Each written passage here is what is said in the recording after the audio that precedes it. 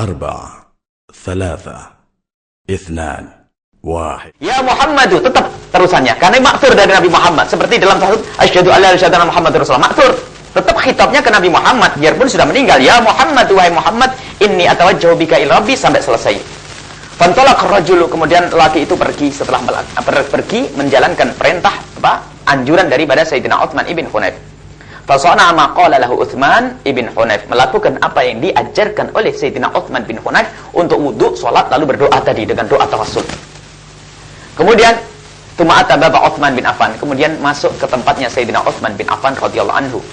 Faja'al bawwab, akhirnya yang menjaga di pintunya itu datang, hatta akhadha biyadih, kemudian ditarik laki-laki itu oleh penjaga pintu tadi. Fa adkhalahu ala Utsman bin Affan, lalu dimasukkan Sayyidina Utsman bin Affan. Fa ajlasahu ma'ahu, kemudian didudukkan ala tanfasati, didudukkan di ada tanfasa itu ada bantal, maksudnya bantal untuk sandaran. Wa qala ma hajatuk, kemudian Sayyidina Utsman bin Affan jadi bertanya, ma hajatuk, apa perlumu? Fadzakara hajatuhu, kemudian laki-laki itu menyebutkan keperluannya. Faqadaha lahu, kemudian Sayyidina Utsman memenuhikan, memberinya. Tsumma qala lahu ma dzakartu hajataka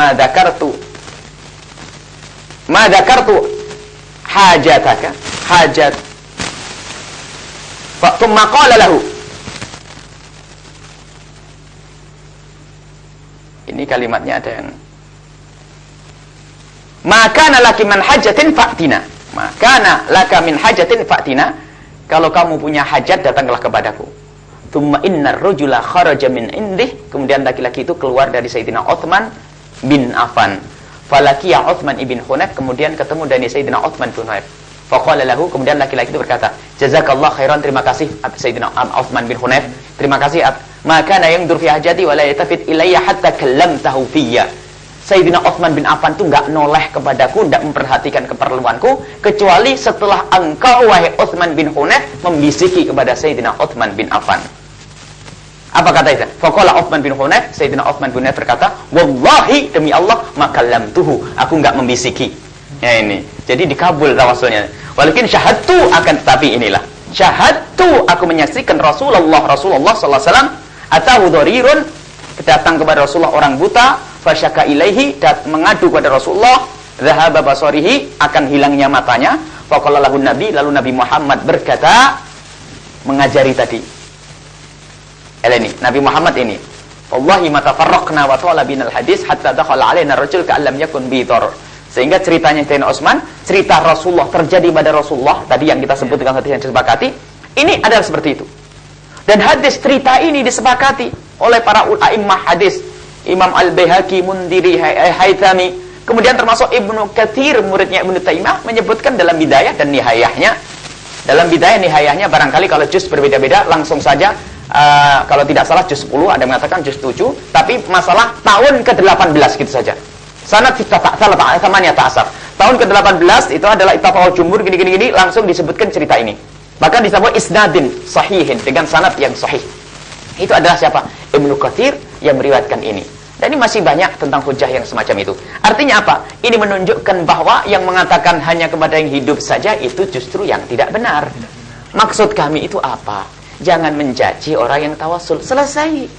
Kalau mau kita berbeda tapi tentrem adalah kalau Anda tidak mau tawasulan dengan orang yang sudah meninggal, ya sudah. Yang bertawasulan dengan orang yang meninggal, ya ada dasarnya. Akan tapi sekarang permasalahannya di lapangan tidak adil.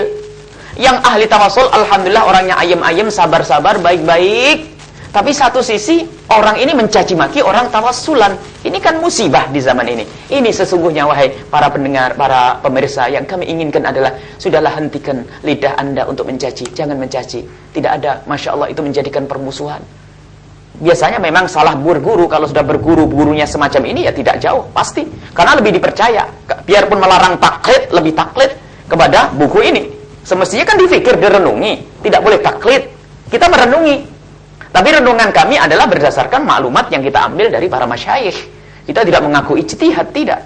Yang mengaku ijtihad tapi malah taklid, ini kan unik. Wallahu a'lam bishawab. Masih banyak lagi ini kalau kita baca. Kemudian menerjemahkan yaitu baik Bu ya, untuk baik pemirsa, cukup menarik sekali dari pemaparan Buya tentang pernyataan beliau bahwa ada beberapa dalil yang menyikapi tidak bolehnya tawassul dari Ustaz Taharah. Ternyata ada dalil-dalil yang dipelintirkan kepahamannya, termasuk tidak tanggung-tanggung ada hadis juga ayat Al-Qur'annya.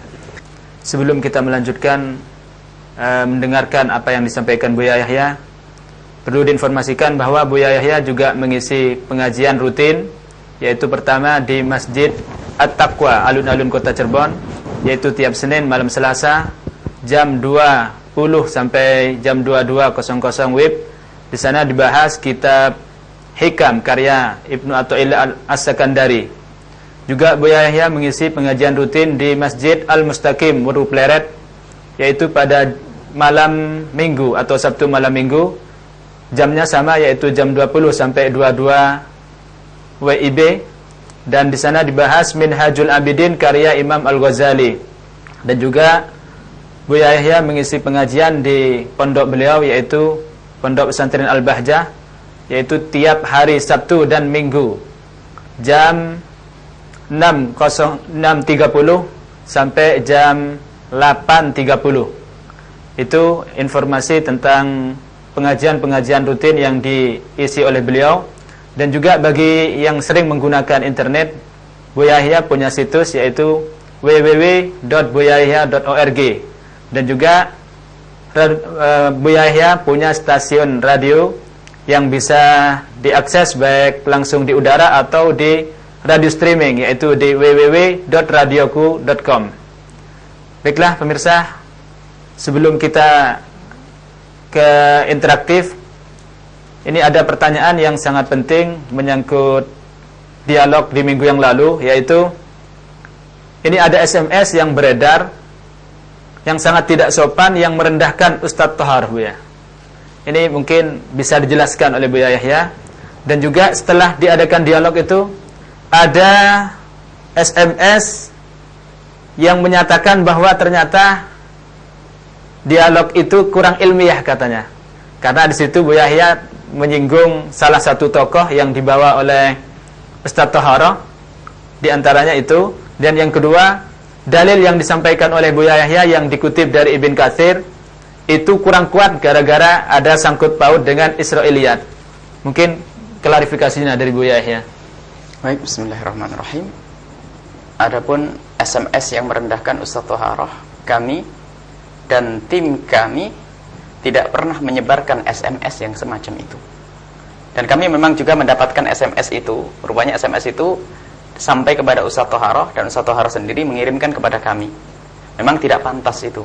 Dan kami katakan itu bukan dari kami dan bukan dari tim kami.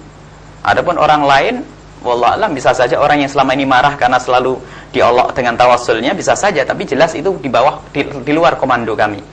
Nah, akan tapi kami mendengar rupanya SMS itu dipercaya begitu saja, wallah alam, akhirnya dibahas di stasiun radio beliau. Sampai ada yang mendengar dan rekamannya ada, kami belum sempat mendengar. Kalau benar adalah tidak perlu membahas sesuatu yang belum jelas. Kalau itu dari kami, masuk akal untuk dibahas ya. Akan tapi kalau ternyata bukan dari kami, tidak ada gunanya membahas. Biasa saja orang ingin mengadu domba. Kami tidak pernah menyuruh tim kami, atau kami tidak pernah menulis juga SMS yang sifatnya merendahkan Ustaz Taharah. Kami memang waktu itu dikatakan Ustaz Taharah pengecut, Ustaz ini ada, dikatakan seperti itu. Kami tidak mengatakan itu. Bahkan harapan kami Ustaz Taharah bisa datang di majelis itu, di majelis forum komunikasi ini. Kemudian masalah tidak ilmiah, kalau itu memang betul sampai sekarang masih disimpan oleh anak-anak kami. Surat itu datang, SMS itu datang dari timnya Ustaz Taharah, mengatakan dialognya tidak ilmiah. Wallah alam, kalau memang seperti itu, kami tidak tahu makna ilmiah seperti apa.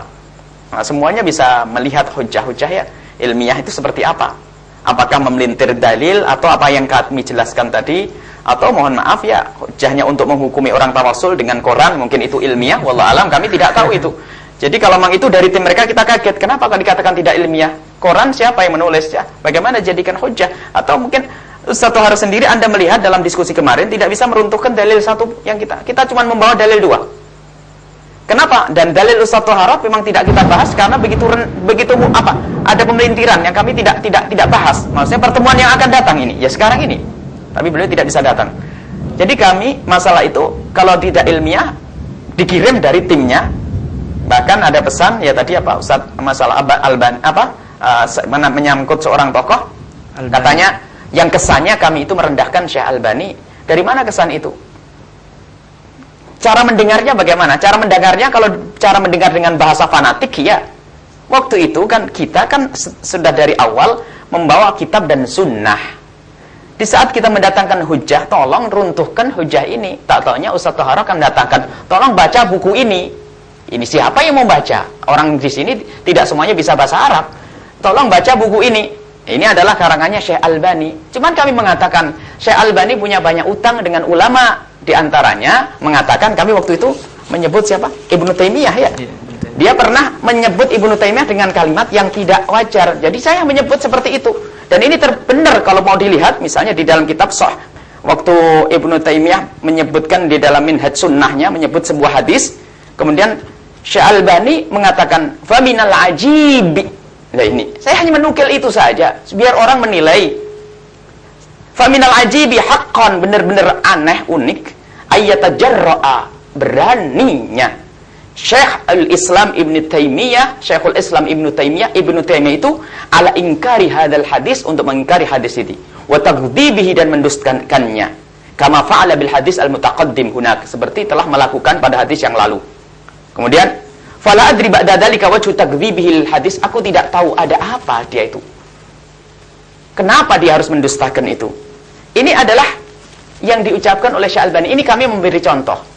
Maksudnya apa? Ya kalimat itu kan tidak penting. Misalnya Ibnu Taimiyah mengatakan hadis ini adalah tidak sahih, kemudian Albani mengatakan sahih, kan cukup begitu saja. Seperti adatnya, kebiasaannya para salafus saleh, para ulama ahli hadis itu, kalau mentashih hadis, kemudian kok hadis ini adalah dikatakan tidak sahih oleh yang lainnya, tidak sampai mencaci. Cukup inti menurutku hadis ini sahih, tanpa harus diembel-embeli dengan kalimat yatajarra dan sebagainya.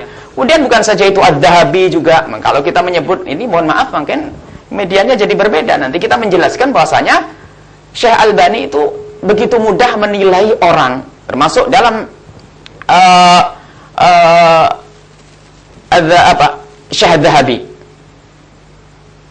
Syekh Dzahabi, Albani dalam silsilah hadis dhaifahnya, itu juz 3 ya, halamannya mungkin berbeda-beda. Bisa dilihat halaman 416 atau apa. Tentang waktu ini berkata, qala al-Hakim sahihul isnad. Imam Hakim itu mengatakan sahihul isnad. Wa wafaqahu wa Adz-Dzahabi, Imam Adz-Dzahabi setuju. Adz-Dzahabi itu kami yakin kenal. Karena Adz-Dzahabi itu silsilah ilmunya kepada Ibnu Taimiyah.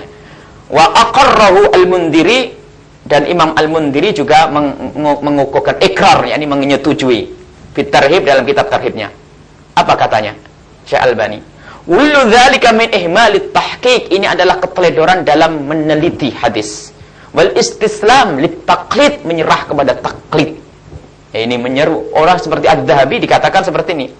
Wa illa, kalau tidak, fa kaifa, bagaimana mungkin lil muhaqqiq, bagi seorang ahli tahqiq, ayu sahihah, untuk mentashih mithlah ada seperti ini. Bahkan mengatakan Imam Hakim disebut sebagai khata'an fahishan. Ini banyak di dalam silsilah hadis dhaifahnya juga. Kemudian Ibnu Jauzi dikatakan waqad asaa dengan kalimat itu. Tanaqad. Dan masih banyak kalau kita menyebut tentang seperti itu. Kami hanya kenapa seperti itu? Makanya mohon maaf, kalau orang membaca bukunya Syekh Albani itu hampir rata-rata setelah itu keluar mudah menyalahin orang. Salahin karena memang diajari seperti itu. Tapi kalau Imam Syafi'i berbeda dengan Imam Malik, cukup berbeda, tidak selalu mengatakan Malik godoh goblok, tidak. Malik tidak, nggak usah, berbeda, batal wudhu, nggak batal wudhu, selesai. Tapi kalau sampai derajat Imam Malik telah bodoh, Imam Malik telah kurang ajar kepada hadis, terlalu berani, itu tidak pernah dilakukan oleh salafun saleh. Dan itu makanya kami tidak menganjurkan membaca. Kalau ditawarkan, kami punya banyak, kayak begini mengumpulkan. Makanya setelah kita amati, kenapa kok kalimat-kalimat tajam itu selalu ada?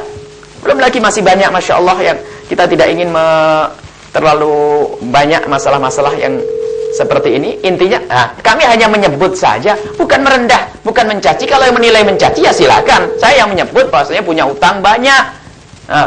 Bahkan waktu ada namanya seorang bahis, seorang bahis kita pernah melihat bukunya terbit di Saudi. Namanya Syekh Ismail Al-Ansori. Ini seorang bahis ini waktu menulis sebuah buku, Al-Albani itu punya banyak masalah jenazah, adabuz zafaf. Di dalam muqaddimah adabuz zafafnya itu sebutkan waktu mau kritik seorang penulis namanya Ismail Al-Ansori. Qad ista'ana Al-Ansoriyu, karena tidak senang dengan Ansori. Al-Ansori telah ista'ana itu mengambil pertolongan dalam bahasnya itu bi ahadi, dengan salah satu a'da'is sunnati, musuh-musuhnya sunnah. Wa ahlil hadis, musuhnya ahli hadis. Wa du'ati tauhid, dan musuhnya penyeru kepada tauhid, al-masyhurin yang masyhur bidzalika. Ala, ketahuilah siapa itu? Wa Syekh Habibur Rahman Al-A'dhami. Namanya Syekh Habibur Rahman. Nah, ini adalah contoh saja tentang Syekh Albani. Bukan kami mencaci, bagaimana kami mencaci. Kami yang menjelaskan, tidak usah dibawa. Kita tidak ingin mengenalkan orang tentang buku ini karena kami takut nanti keluarnya seperti itu. Karena ternyata yang membaca buku Albani itu, Albani kan melarang taklid, tapi memaksa pengikutnya harus taklid ke dia. Nah, ini ada bermasalah. Wallahu a'lam bishawab. Ada lagi tadi yang mau disinggung, ditanyakan? Tentang dari Ibn Katsir yang diklaim kurang kuat itu ya. Masya Allah, kalau memang dari Ibnu Katsir, kita lihat saja tafsirnya ya. Ibnu Katsir itu bunyinya begini. Ibnu Katsir itu kita hanya menyebut Ibnu Katsir menafsiri sebuah ayat. Walau annahum idzalamu anfusahum ja'uka fastaghfirullah wastaghfara lahumur rasulu lawajadullah tawwabar rahima. Mumpung ingat, ada buku terjemahan judulnya di luar itu Ibnu Katsir. Terbitan dari, dan bahkan dibagi-bagi, terbitan dari, mohon maaf, kelompok yang juga tidak senang tawasul. Itu dibagi-bagi. Judulnya di luar itu adalah Ibnu Katsir. Kita waktu ada orang bertanya kepada kami, gimana? Dibaca saja. Ternyata baru terungkap, di dalamnya bukan Ibnu Katsir, tapi ringkasannya. Lah ini kenapa kok sampulnya beda? Pakai menipu. Katakan ringkasan, tafsir Ibnu Katsir, selesai. Nah ini kebetulan Ibnu Katsir. Sebab Ibnu Katsir ada kayak begini, dia tidak mau. Ibnu Katsir ini waktu mengatakan wala annahum idzalamu, itu ternyata beliau tidak menafsiri panjang lebar, hanya beliau menyebutkan yursyidu ta'ala, Allah memberikan petunjuk al-usat al-mudnibina, kepada ahli maksiat dan orang bermaksiat. Kalau idza waqa'a minhumul khata', kalau terjadi kesalahan, wal isyanu, dan kemaksiatan, ayatu ila Rasulullah, datang ke Rasulullah. Wa yastaghfirullah indahu, minta ampun kepada Allah di tempatnya Rasulullah. Wa yas'aluhu, dan minta kepada Rasulullah. Ayastaghfirullahu, untuk Rasulullah mintakan ampun kepada Allah. Fa innahum idza fa'alu dzalika taballahu alaihim, kalau mereka lakukan Allah akan mengampuni mereka. Sampai lawajadullah tawwabar rahim, mereka akan menemukan Allah sebagai pemberi ampun. Kemudian wa qad dzakara jama'atun minhum asy-Syaikh Abu Nasr Ibnu Sabbah. Ibnu Sabbah ini dikatakan di sini oleh mualliknya, ini adalah juga Ibnu Katsir, terbitan Daruriyah Ar-Riyadh, terbitan Saudi. Di sini disebutkan bahwa Ibnu Sabbah ini adalah orang yang kuat, sahabatnya kuat. Kemudian di situ menyebutkan bahwa al-hikayah al-masyhurah, sebuah kisah yang masyhur anil Utbah. Namanya Utbah atau apa kurang tahu, itu masalah bacaan saja. Kuntu jalisan inda qabrin Nabi, aku duduk di kuburnya Nabi Muhammad, faja'a A'rabiyun, datang seorang A'rabi, orang pegunungan. Lalu faqala assalamu alayka ya Rasulullah, salam sejahtera padamu ya Rasulullah. Kemudian sami'tullah yaqul, aku mendengar Allah berfirman, walau annahum, jika mereka idzalamu, melakukan satu kedzaliman, idzal anfusahum, kepada diri mereka, maksudnya bermaksiat. Ja'uka, lalu datang kepadamu ya Rasulullah, fastaghfirullah, lalu mereka minta ampun kepada Allah, fastaghfaralahumur rasul, lalu Rasul mintakan ampun kepada mereka, lawajadullah tawwabar rahim, niscaya mereka akan mendapatkan pengampunan dari Allah. Maka ji'tuka, dan aku telah datang kepadamu. Nabi Muhammad sudah meninggal di kuburan. Mustaghfiran, meminta ampun, lidzambi, atas dosaku. Mustashfi'an, dengan meminta syafaat bika, denganmu ya Rasulullah, ila rabbi, kepada Tuhanku. Tsumma ansha'a yaqul, kemudian menyandungkan satu bait syair, ya khairu man dufina, wahai zat, wahai makhluk yang sebaik-baik makhluk yang dikubur, sampai tuman sarafal a'rabiyu, kemudian A'rabi ini keluar, fa ghalabatni aini, kemudian tertidur aku, faraitun nabi fin naum, aku melihat Nabi Muhammad dalam tidur. Ya Utbah, wa Utbah al-haq, kejar al-A'rabi, orang pegunungan itu, fabasyirhu, dan berikan kabar gembira, annallaha qad ghafara, Allah telah mengampuni. Nah ini adalah satu-satunya. Kemudian pindah ke ayat lain, mohon maaf, kita akan mengomentari ini. Para orang-orang yang tidak setuju ini adalah menunjukkan bahasanya datang ke kuburan dengan begitu tidak ada masalah. Tidak sampai meminta kepada orang meninggal lalu meyakini sebagai Tuhan, tidak syirik. Tapi lihat orang yang mengkritik. Di sini ada, di bawah ini ada takliknya dengan atas nama Imam Ibnu Abdul Hadi misalnya. Ini juga hampir dinukil oleh buku-bukunya orang yang tidak senang dengan tawasul, lalu mengkritik ini apa? Anna hadza apa? Ada khabarun mungkarun maudhu, ini khabar mungkar maudhu, wa atharun mukhtalaq, Ini adalah cerita yang dibuat-buat, masnu' dibuat-buat, la yasluhul i'timad alaihi, tidak boleh jadikan sandaran, wa la yahsunul masir ilaihi, tidak boleh kita kembali kepada cerita ini. Anna hadzal fahm mukhalifun li fahmi salaf. Ini adalah pemahaman berbeda dengan faham salaf. Ya, ini yang salah kayak begini. Salaf pahamnya seperti itu, malah dikatakan kebalik ini. Haitsu annahum la yafhamu min hadhil ayah ma fahimahu ulaika. Karena orang-orang salaf tidak seperti mereka sampai ke kuburan. Malah kebalikannya, orang salaf biasa ke kuburan. Bahkan lam yakun ahadun minhu qattu. Mereka tidak ada dari mereka para sahabat itu yang datang ke kubur Nabi Muhammad. Ceritanya banyak. Ibnu Hajar meriwayatkan, di dalam Bidayah Nihayah diriwayatkan. Nah, kok dikatakan tidak ada, ini kan unik. Ada. Bahkan sampai wa man naqala hadza, barang siapa menukil riwayat ini an wahidin minhum, dari salah satu mereka, faqad jahara bil kidbi wal bahti, telah benar-benar membuat terang-terangan dalam dusta dan mengada-ngada. Masya Allah. Ini subhanallah, mohon maaf kalau ngomong begitu, termasuk ini sesuai dengan apa yang dikatakan oleh Ustaz Thaharah waktu itu. Di Ibnu Katsir banyak Israiliyat, kami tahu banyak hadis cerita yang tidak benar. Cuman kita permasalahan cerita ini benar atau tidak. Ada 3 pilihan bagi menanggapi ceritanya Ibnu Katsir ini. Yang pertama, Ibnu Katsir kalau kita anggap itu mengatakan ya Rasulullah mintakan ampun, kayak begitu kalau dianggap itu syirik, berarti Ibnu Katsir telah memasukkan masalah syirik ke dalam kitabnya. Berarti Ibnu Katsir harus dibuang, kan begitu? Astagfirullah. Yang kedua, Ibnu Katsir tidak ngerti kalau itu masalah syirik, lebih pintar Ustadz akhir zaman ini. Ibnu Katsir lebih goblok, tidak ngerti kalau itu kalimat syirkiyat sehingga harus dimasukkan.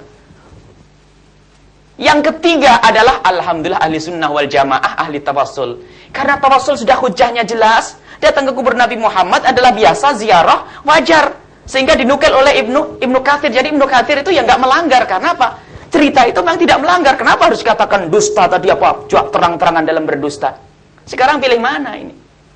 Kalau kita alhamdulillah yang dinukil oleh Ibnu Katsir adalah sebuah cerita yang sudah biasa, seperti riwayat kita sebutkan dari Ibnu Hajar Al-Asqalani tadi, ada banyak Baihaqi, Ibnu Mundir, kemudian Ibnu Katsir sendiri dalam Bidayah Nihayahnya, masih banyak. Jadi kayak seperti ini, lihat begitu mudahnya kadang-kadang mengatakan itu Israiliyat tanpa dicek kembali gimana kasusnya.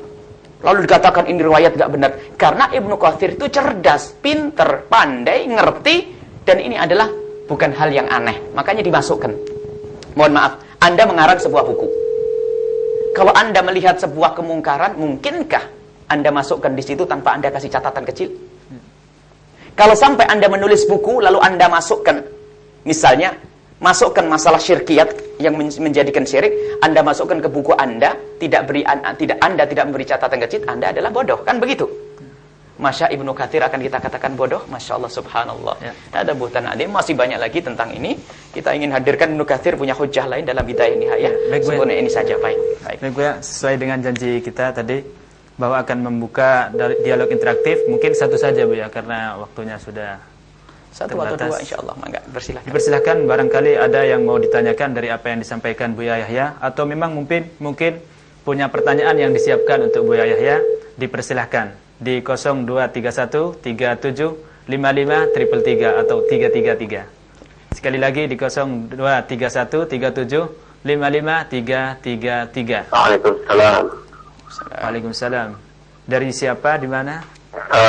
Ana Taufik. Taufik di mana? Di Indramayu.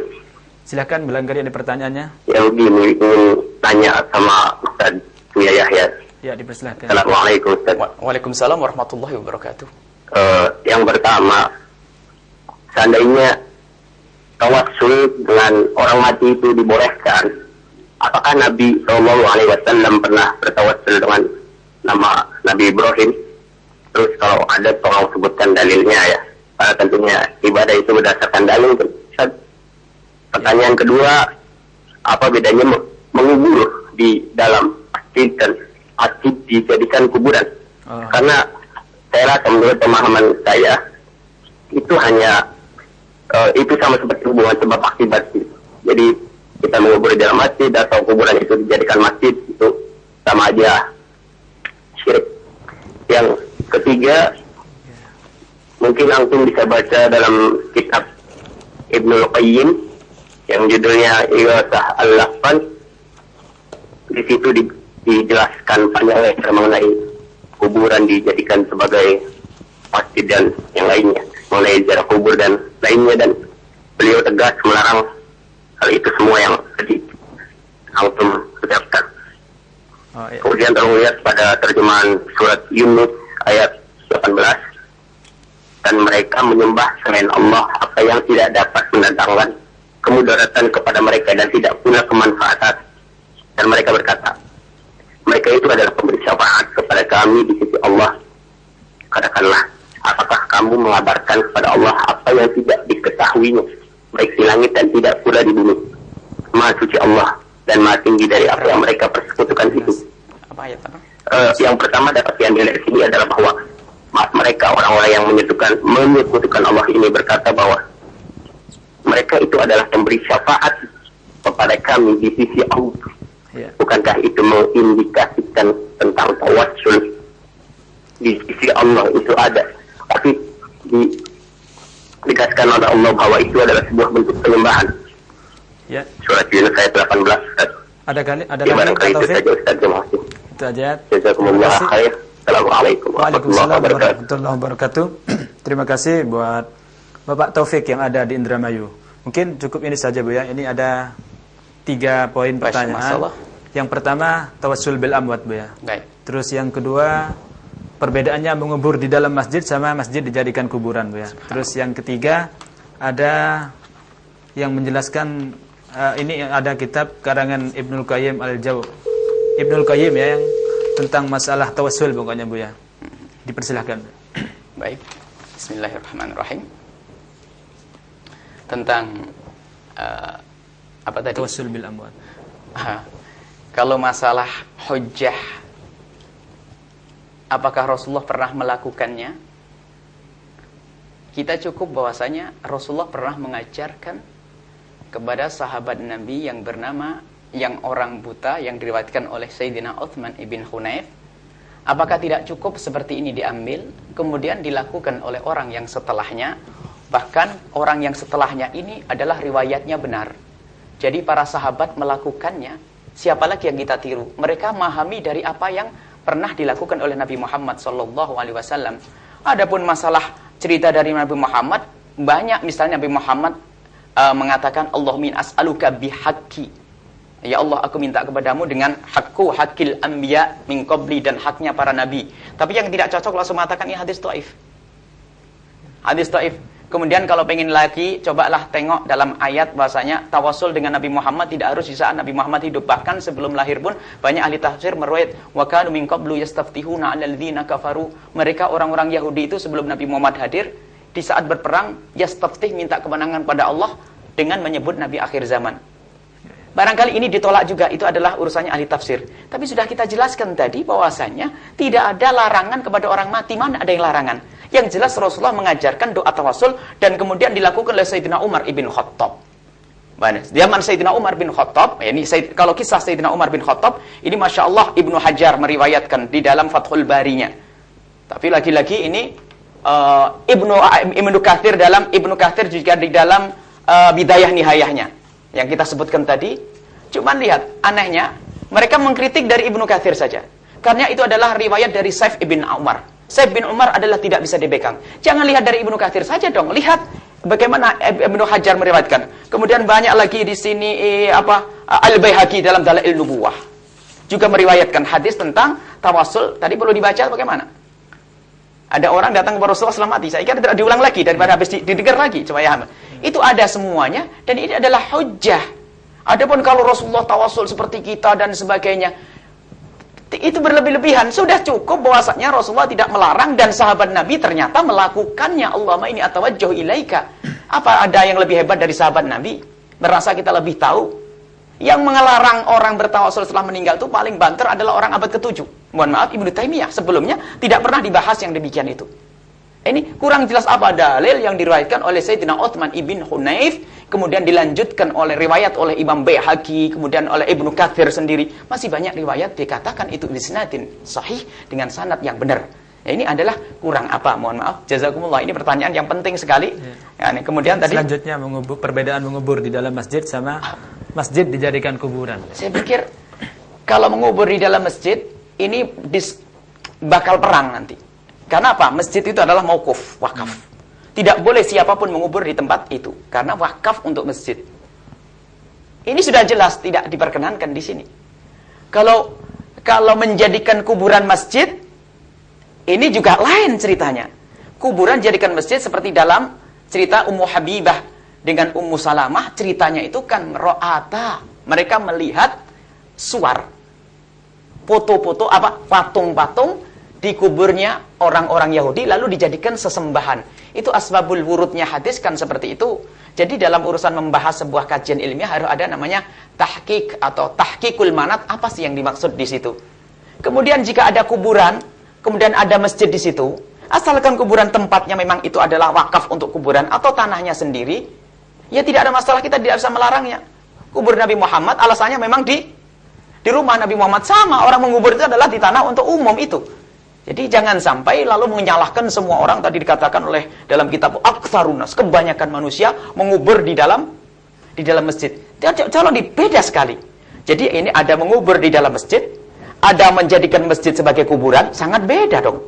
Orang secara lafaz bisa jelas, barangkali yang pakai bahasa apa kira-kira ya, mengubur dalam kuburan, dia kuburan dikelubangi, dikubur. Ini jelas haram mutlak, semua orang paham ini. Tapi kalau menjadikan kuburan masjid, ini juga lain. Dan itu juga tidak diperkenankan. Tapi kejadiannya masyarakat Indonesia yang banyak itu adalah kebetulan ada masjid di depannya adalah kuburan. Bukan ketemu dua-duanya, tidak ada yang kena. Jadi jangan sampai, ini maksud kami saudara, kami bukan Anda, khitab kami. Kami bicara kepada saudara kita yang mudah menyalahkan itu loh di sana itu. Inilah, jadi masalah hujahnya sudah seperti itu, kurang apa lagi? Sudah gamblang itu dilakukan oleh sahabat Sayyidina Umar bin Khattab. Kemudian ada, mohon maaf, ada sebuah hujah dalam salat istisqa. Allahumma inna kunna natawassalu ilaika binabiyyika nabiy rahmati ya Allah, binabiyyika Nabi Muhammad. Allahumma inna kunna natawassalu ilaika binabiyyika, ya Allah, aku bertawassul dengan nabimu Nabi Muhammad. Wa inna kunna natawassalu, dan sekarang kami bertawassul dengan bi ammihi Sayyidina Abbas. Itu ada ceritanya, Sayyidina Umar, zaman Sayyidina Umar berkata, ya Allah, aku bertawassul dengan paman, dengan nabimu Nabi Muhammad dulu. Sekarang aku bertawassul dengan Abbas. Coba. Ini ada orang mengatakan ini menunjukkan tawassul kepada orang mati tidak boleh. Dari mana di sini itu? Jadi tawassul yang boleh hanya kepada orang hidup, sehingga dikatakan kalau kemarin Ustaz Thaharah membaca Allahumma inna kunna natawassalu ilaika, ya Allah, kami bertawassul kepadamu binabiyika Nabi Muhammad, dengan Nabi Muhammad ai bidu'aihi, ada tambahan kemarin. Dari mana ai bidu'aihi ini, tambahan ini? Enggak ada itu. Yang menjelaskan hadis ini adalah hadis Utsman bin Hunayf. Jadi tawassul waktu hidup ada tawassul dengan minta doa kepada Rasulullah, ada doa bitawassul, berdoa lalu membaca doa tawassul. Ini sangat jelas, barangkali gimana tidak perlu dipanjang lebar lagi. Ini kemudian tentang kitab yang karangan Ibnu Qayyim, Bu ya. Terus di situ menyinggung ayat 18, Bu ya. Ibnu Qayyim adalah hidup abad ke-7. Kita kembali kepada salaf kalau begitu. Kurang jelas apa? Ayat ke-18 ya. Kita apa? Surat apa? Barangkali karena surat Yunus. Nuh, Yunus. Baik, surat Yunus ayat ke berapa? 18. 18. Iya. Supaya jelas, kami tidak ingin nanti pembelintiran enggak enak. 208 apa? Ayat 18. Ayat 18.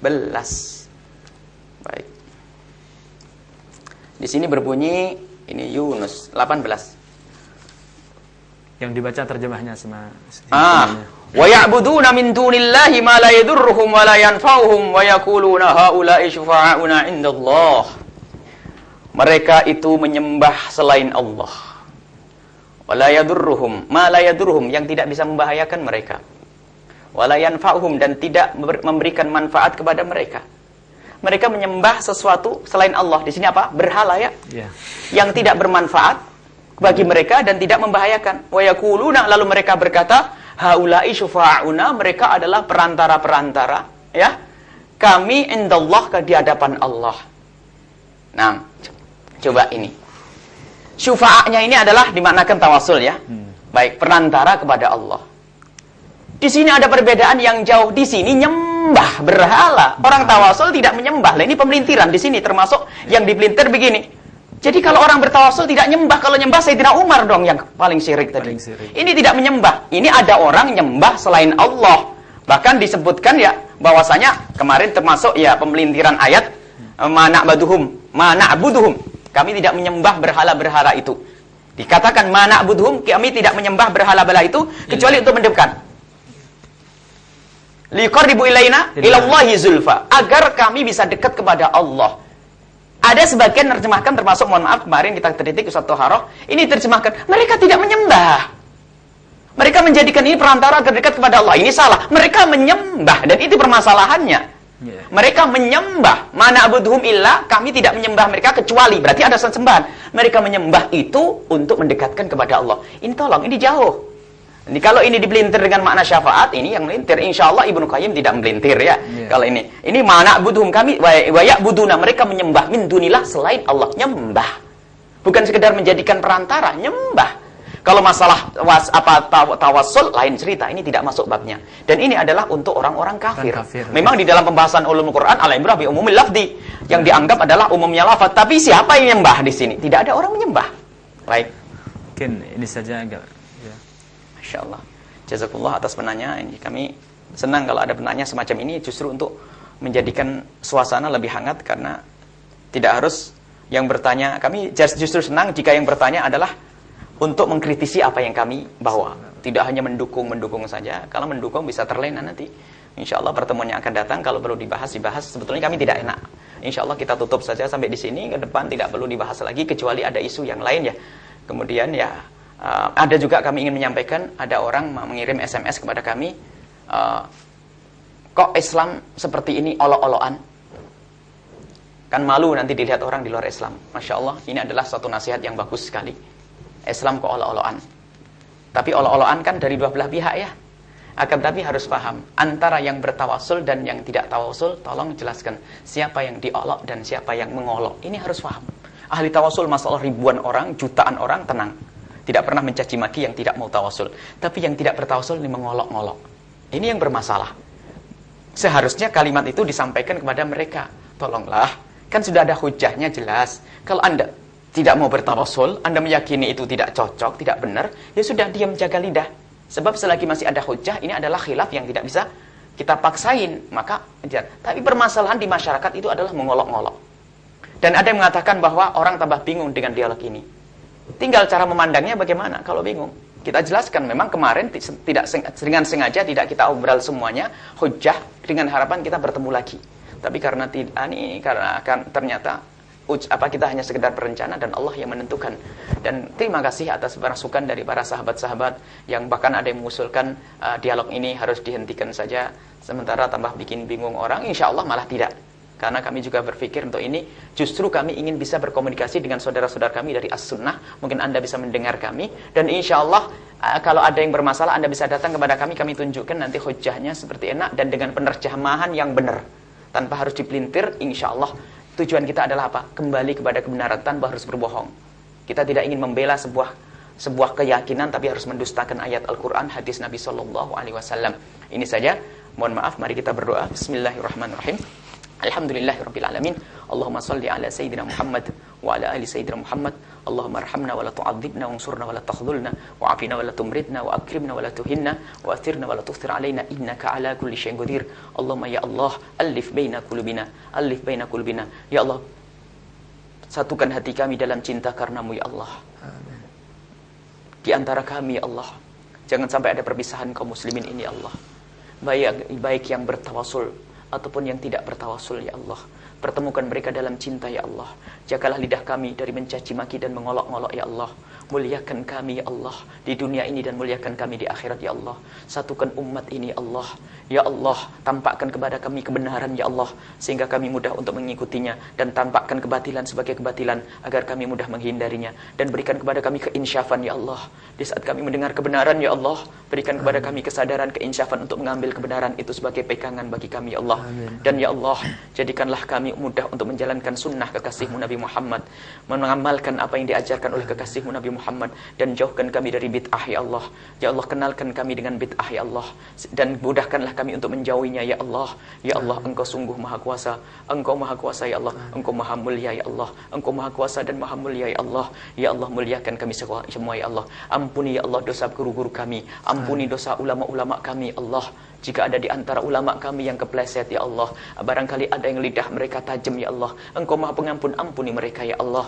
Ampuni mereka ya Allah, ampuni mereka ya Allah. Ya Allah, wujudkanlah kecintaan di dalam hati kami, sehingga hidup kami indah dalam cinta karenamu ya Allah. Ya Allah, berikan kepada kami bimbinganmu, petunjukmu ya Allah. Jangan sampai kami tersesat, jangan sampai kami tersesat ya Allah, jangan sampai kami tersesat ya Allah. Ya Allah, jadikanlah ucapan kami adalah kebenaran yang bisa didengar oleh orang lain sebagai kebenaran, dan kembalikan ya Allah sebagai benar. Dan ya Allah, jadikanlah kami sebab orang benar ya Allah. Jadikan kami sebab orang lain masuk surgamu ya Allah. Jangan kau jadikan kami sebab orang masuk nerakamu. Jangan kau jadikan kami sebab permusuhan ya Allah. Ya Allah, ya Allah, panjangkan umur kami dalam ketaatan serta sehat walafiat. Berikan kepada kami ilmu yang manfaat, ilmu yang manfaat, yang menghantarkan kepada amal soleh, yang menghantarkan kepada amal soleh. Dan terimalah amal soleh kami, dan ridhoilah kami Allah. Ridhoi guru-guru kami, ridhoi orang tua kami, ridhoi sahabat-sahabat kami, ridhoilah saudara-saudara kami, bahkan ridhoilah mereka yang berbeda pendapat dengan kami ya Allah. Berikan kepada mereka bimbinganmu ya Allah. Ya Allah, ya Allah, panjangkan umur kami dalam ketaatan serta sehat walafiat, dan berikan kepada kami husnul khatimah, husnul khatimah, husnul khatimah, bijahi nabiyina Muhammad sallallahu alaihi wasallam, bijahi habibika sayyidina Muhammad, bijahi habibika sayyidina Muhammad sallallahu alaihi wasallam. Rabbana atina fid dunya hasanah wa fil akhirati hasanah wa qina adzabannar. Wa sallallahu ala sayyidina Muhammadin wa ala alihi washabbihi wasallam. Walhamdulillahi rabbil alamin. Al-Fatihah.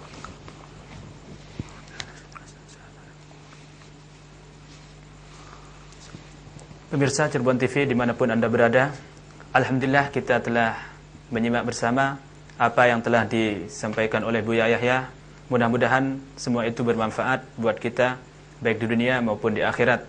Dan dari kami mohon maaf apabila ada hal-hal yang kurang, dan terima kasih atas perhatiannya. Akhirnya kita mohon undur diri dari hadapan Anda sekalian. Assalamualaikum warahmatullahi wabarakatuh. Waalaikumsalam warahmatullahi wabarakatuh.